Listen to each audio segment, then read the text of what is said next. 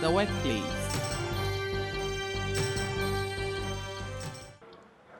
Hello, my name is Eunice Gyimah, host of The Workplace. Today we are looking at the topic of suspension, whether it's a very important disciplinary tool, whether it actually does the right work of disciplining the employee or not. And in the studios with me is Mr. Eric Omaniyebwa, Principal Industrial Relations Officer. You're welcome, sir. Thank you very much. Okay. We've had some cases, and based on that, we want to have this discussion with you. People, I think in the news and throughout, we've heard of people who have been suspended. And we want to look at suspension in detail and whether it really is a disciplinary tool and whether it even serves the purpose for which it was made. And so first of all, what exactly is suspension? Well, thank you very much. When we talk of suspension, it means that one is being asked to stay away from work for a certain period of time. Now, the suspension is a punitive measure, which means that a worker is suspended by way of in the form of a punishment. So, technically, you will be asked to stay away from work because certain actions or certain misconduct has been exhibited by the worker, and so it's being punished through the means of suspension. Through the means of suspension. Is suspension backed by the law? Yeah, suspension is backed by the law, but when you look at the law, you may not find these things clearly stated. Okay. The duties of the employer under the Labor Act, that is Section 9 of the Labor Act, gives certain responsibilities to the employers. And by that, the law gives them as a duty to provide and ensure the operation of an adequate procedure for discipline of workers. So even though it's not stated clearly in the Labor Act, the law has given the employers the right to formulate their internal policies to address some of these disciplinary issues. And so suspension is a form of disciplinary. It's a form of disciplinary measure that the employers can formulate at their enterprise level to guide their employment relationship.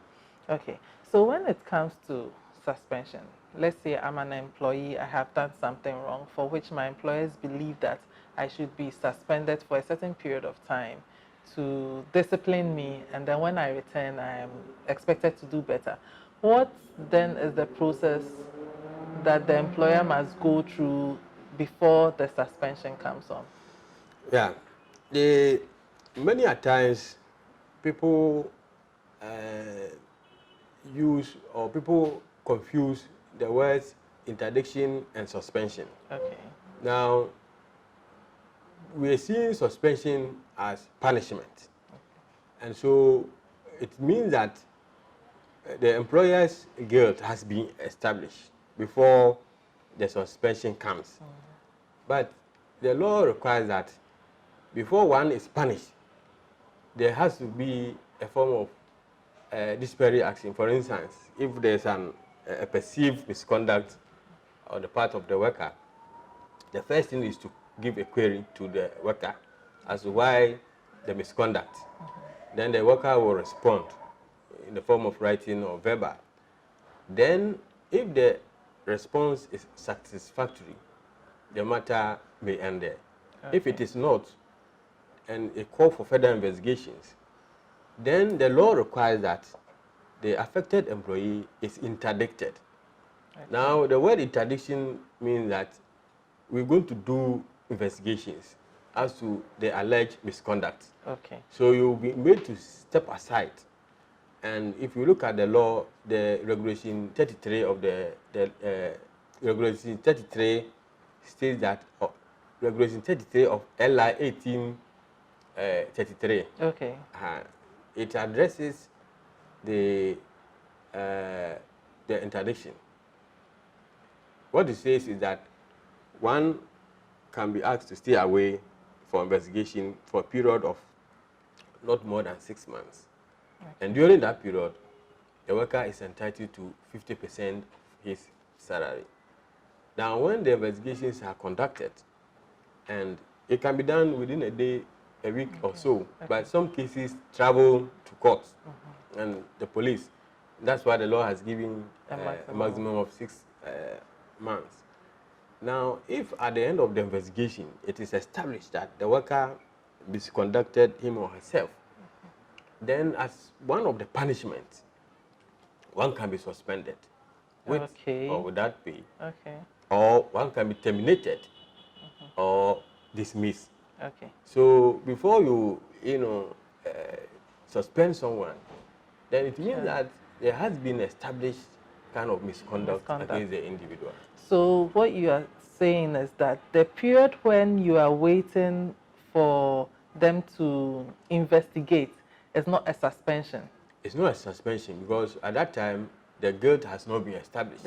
And the law says that person should be interdicted. Okay. So then the person is at home. Why should the person be at home, if I may ask? Yeah, you see, the essence is that the investigation may involve it's about the individual, and that person's schedule may be affected by the investigation. So, for instance, if I'm the accounts officer, there are some allegations about some financial malpractice, and we are going to be investigated. If I'm still sitting or I'm still at post, maybe you may not have access to certain documents.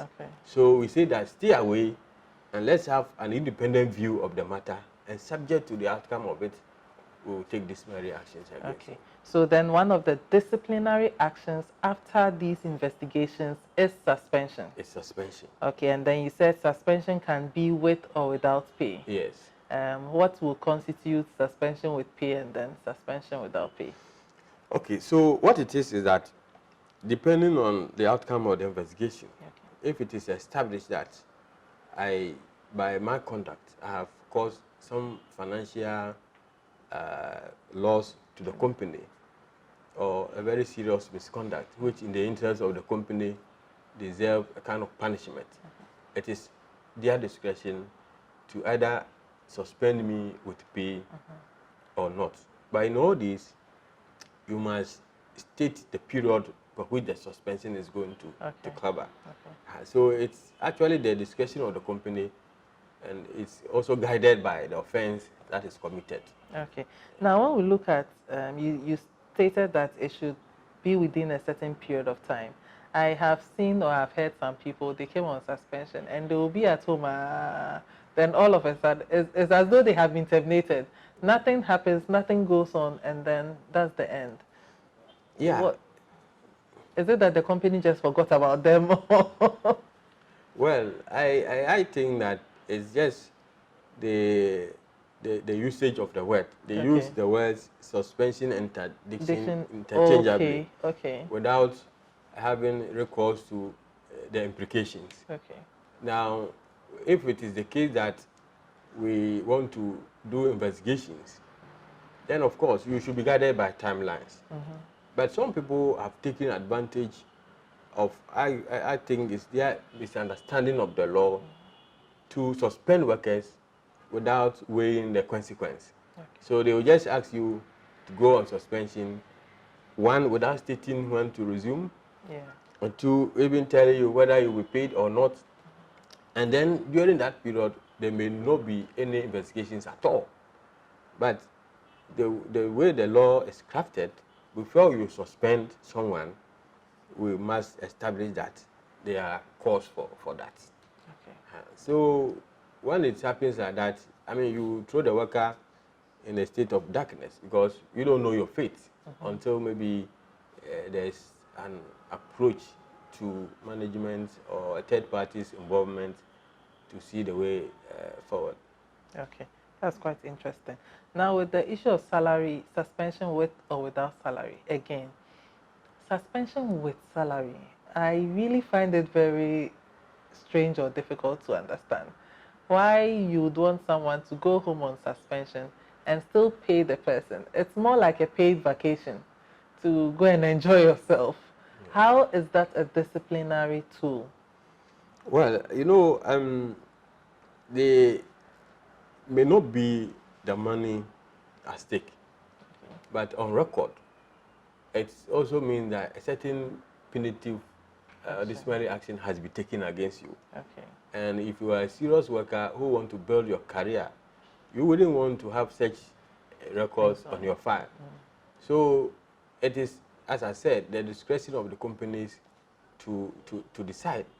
But the moment you are on record of having misconducted yourself and being asked to go away from work, in itself is a kind of punishment, which I think nobody should aim at. Nobody should aim at this sort of yes. punishment. Well, yes, I think it's very true, because once it's on your file, it means that for years to come, everyone is going to know that at this period of time, you were suspended, with or without pay. It wouldn't be anyone's issue.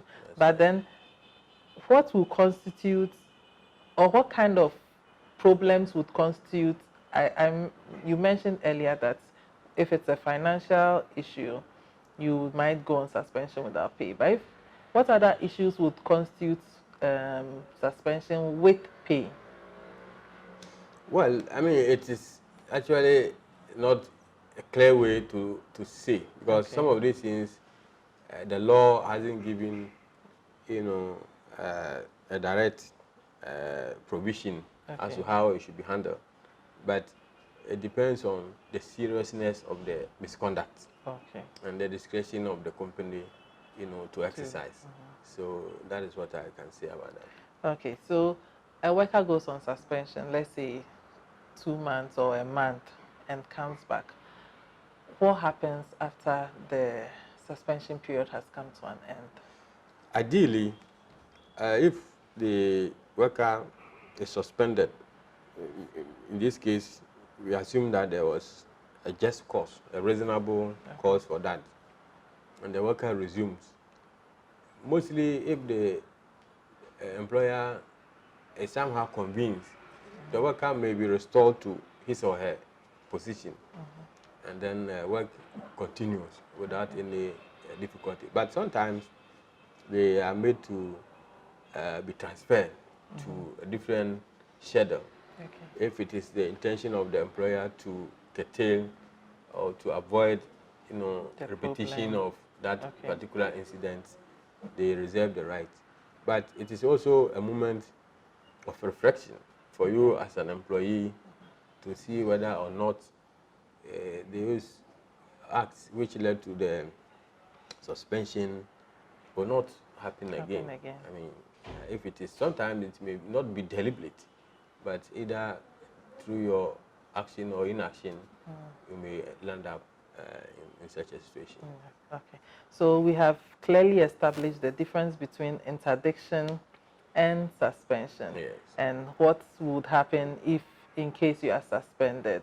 Now, when we come back to the issue of interdiction, you are going through an investigative process. Once that is completed, you can't be suspended again after the interdiction process. Is it not just time, I don't know, time wasting? Or if you want to sack the employee, you might as well just let him go home than going through a whole process of interdiction, staying at home, and then being suspended again. Well, it depends on how you look at it. The issue at stake is that some misconduct may not necessarily be as a result of one person or an individual. And it is only when you expand your investigation that you'll be able to uncover the involvement of others and to, as a company, to address. See, some investigations are done to address certain situations. So it's always necessary that we don't just overlook the issue. Maybe there may be other compelling factors which results in that kind of situation. So if we say that go and stay and let's do investigation, we are not, or we may not be addressing that particular issue, but other issues that are likely, to kind of help the organization structure the work well. So, but you don't get paid full pay during the period. Interdiction. Okay. And what it means is that when, at the end of the investigation, you are exonerated from the alleged misconduct, then your salary is restored. Oh, you are okay. paid the other half. Okay, so they'll kind of back pay you for the all other the half. others. But if it is established that indeed you misconducted yourself, you may lose the 50% which were not paid at the initial stage. Okay, so they will not come and collect the old one they have paid you? No, that one, okay. The law doesn't make it mandatory for them to recover.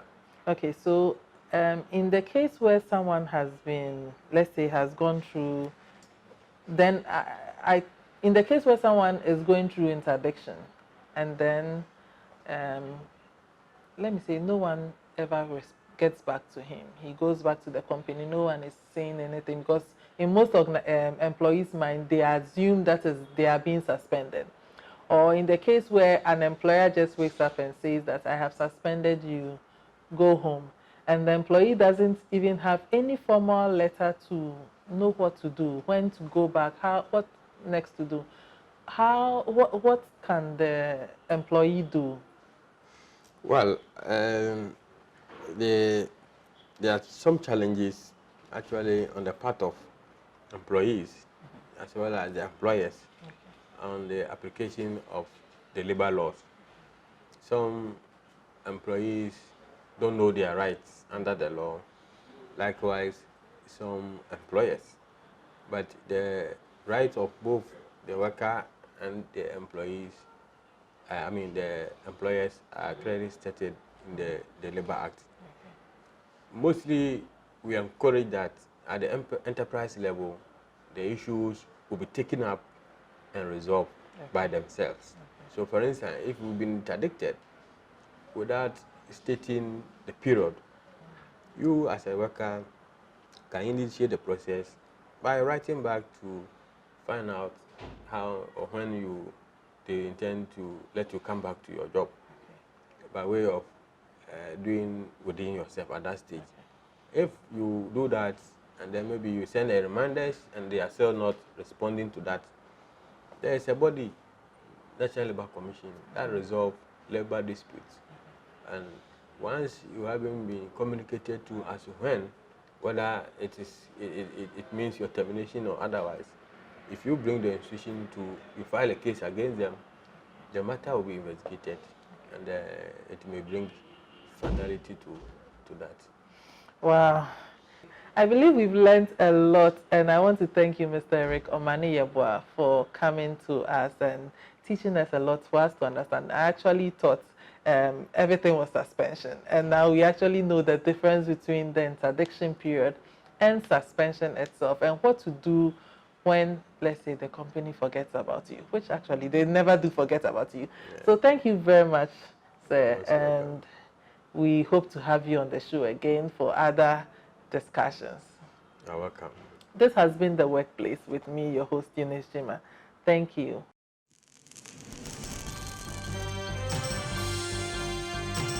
The Workplace.